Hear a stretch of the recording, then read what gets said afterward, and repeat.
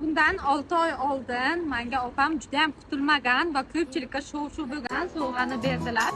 Umuman kutmagan edim. Bugun bo'lsa qizlar opam tug'ilgan kunlari ularni ozgina bo'lsa ham xursand qilish maqsadida o'zim uchun ham masalan bu yangilikda bunaqa qimmat sovg'a bermaganman oldin opamdan.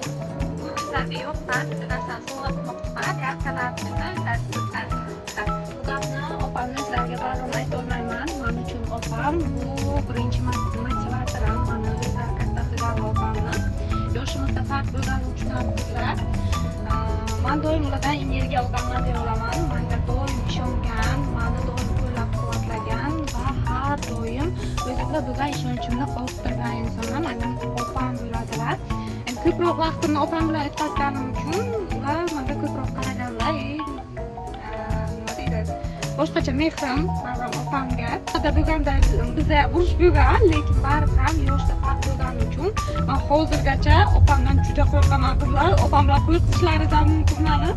Men birinchi bo'lib murojaat qiladigan insonman, aynan opam bo'ladi. Men biron marta boshqalar opasiga havas qilmaganman. Rosti ham shunaqa qizlar, chunki opam meni ideal darajada yaxshi ko'radigan insonlardan bittasi hisoblanadi. Qo'ringiz uchun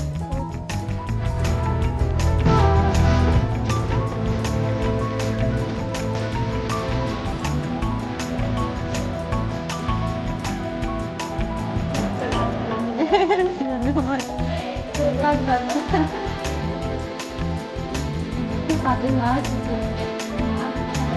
Saya tidak bisa.